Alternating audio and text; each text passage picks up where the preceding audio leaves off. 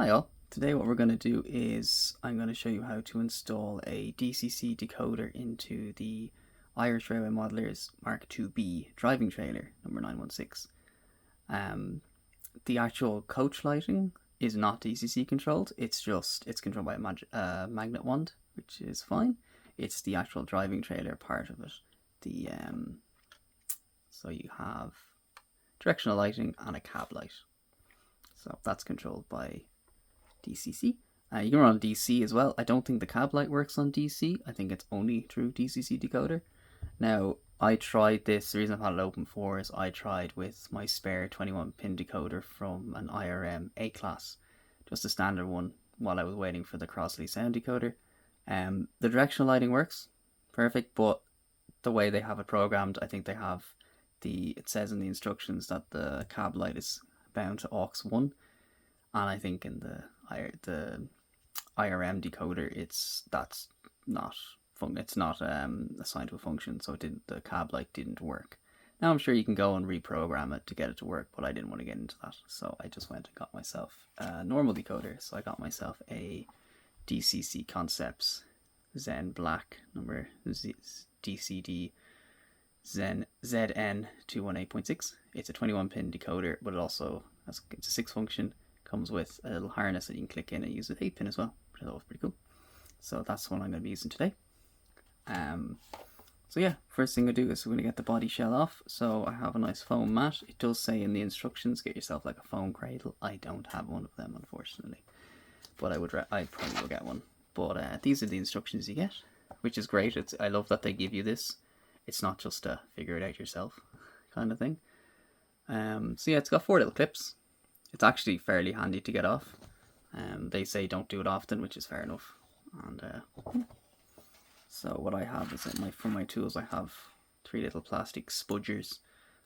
Use them for taking apart laptops and things like that. So because you don't want to use metal, because if you use like flathead screwdrivers and stuff, you'll just scratch the paint in the plastic. Whereas the idea with the plastic spudgers is these are softer than the plastic, so less chance of scratching paint, which you don't want. So now let's have a look. I don't know if you can see it, but just there, tiny little gap, and you can just see the little clips. And there's one on the opposite side, and then over here, you can kind of just about see it. So that's what we're gonna do. So get your spudger, and we're gonna pop it in. And look, there we go. So now you can actually see the little 3 plastic clips there. So that's what we just need to eyes apart. So what I do is got that, and now I've got a little bit of gap on the other end for my other spudger. So that's that side popped open. So hopefully they'll just stay there. And then with my third one, 4 would be ideal, but your 3 will do the job. What you can do is actually so I've now pulled that up just past, and you can see they're not clipped in anymore, so that's great. So then you can grab your spudger and prise open the other side, and there we go. Let's try and pop one end off at a time, so unfortunately it's not popped back in. So doing things on video never works out the first time, so yeah, so just get in there and then pull up on the bogey. There we go. So that side's now, pull gently up on the bogey because it's screwed in. So yeah, so that's that side. So then what I can do then is pop in there, get that one out, and then pull up a little bit. And then for that last one, it is a little bit more difficult because I have a camera in my way.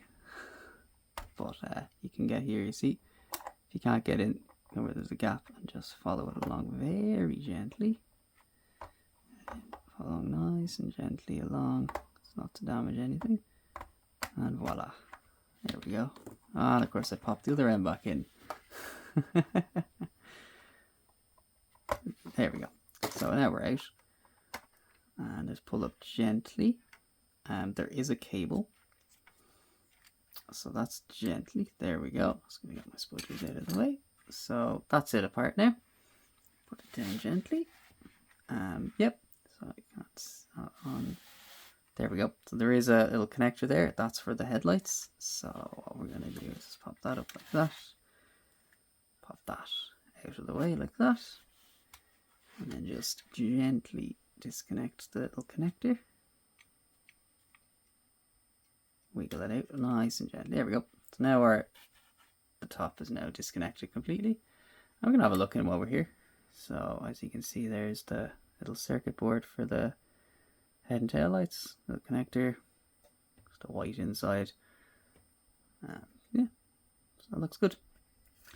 So I'm going to put that there for the moment, keep it nice and safe.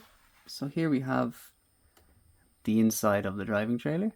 There's a little nice capacitor there for the stay alive. Circuit board goes all the way along the top. And there's our decoder. Now I already have, that's an IRM standard A-class decoder in there. This is what you get. Little blanking plate that was originally coming in it. You'll notice it actually sticks out quite a bit, so it'll take that. So the actual decoder fits nice and flush, whereas that sticks out a bit. You can see. But yeah, we'll have a look at the inside while we're here. So lovely little guards compartment with the handbrake and some little electrical boxes and switches and stuff, and a little seat for them, which is cool. A little separation there. You can see the pins for the lighting come up there. They come from the back, from the pickups through the back of there, which is nice and neat. You don't really see that when you're actually driving the coaches. So yeah, nice little bench seating, everything. And then my favorite part is, even though you never will see this because it's covered up by a window, the toilet is covered up. They went through the hassle of actually putting in a toilet and a hand basin. You know, I didn't think they'd do that, but first time seeing that, and I think it's great. Fantastic. So, and there is a light in there as well. So, other side there, just the vestibule area, not much. There's the lovely grill effect there. You know, see my finger through it. That's lovely. And then you got a little seat for the driver if you want to put one in. There's no, what I can see, there is a control panel. It's just very hard to see because I'd have to pop yeah, you can't really see it in there, but there is a little control panel in there. So, but yeah, so that's a little tour of the debodied coach. So what we're going to do now is just pop out the IRM decoder, just nice and gently pop it out. Just gently just wiggle it out.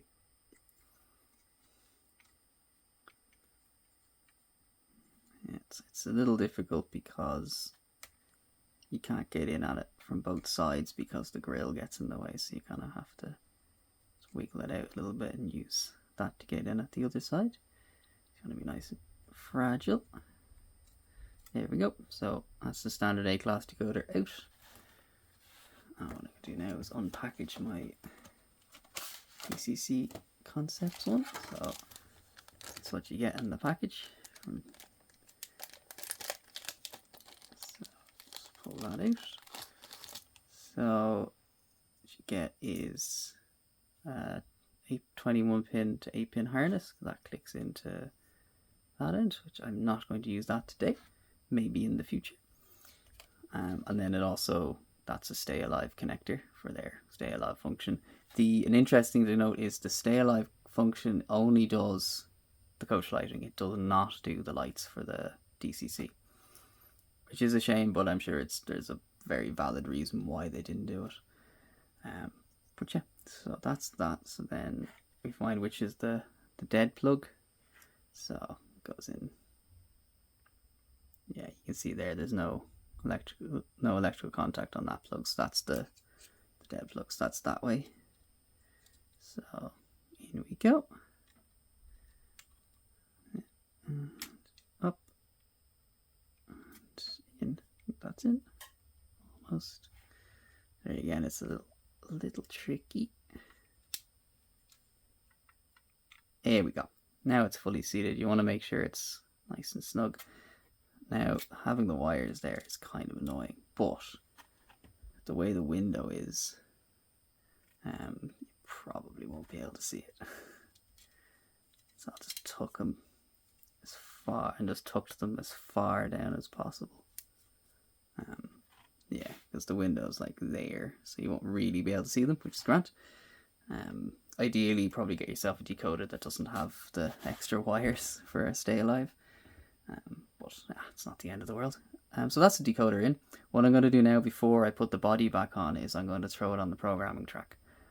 I use eLink with Railmaster, so I'm going to throw it on the programming track, and we're going to program it because I want to set an address for it, because they normally come standard to address 3. And yeah, I don't have anything assigned to 3, but I want to program it to an address and give it a name so I can find it easily. So I'm going to set that up and I'll be back. Hi all. So I think I've encountered a little problem. So I have the decoder in the driving trailer and I have that on the programming track. Maybe this is common DCC knowledge, but not to me. I think it's because it's not a function decoder, like a non-driving decoder, where I couldn't find one that wasn't extortionately expensive.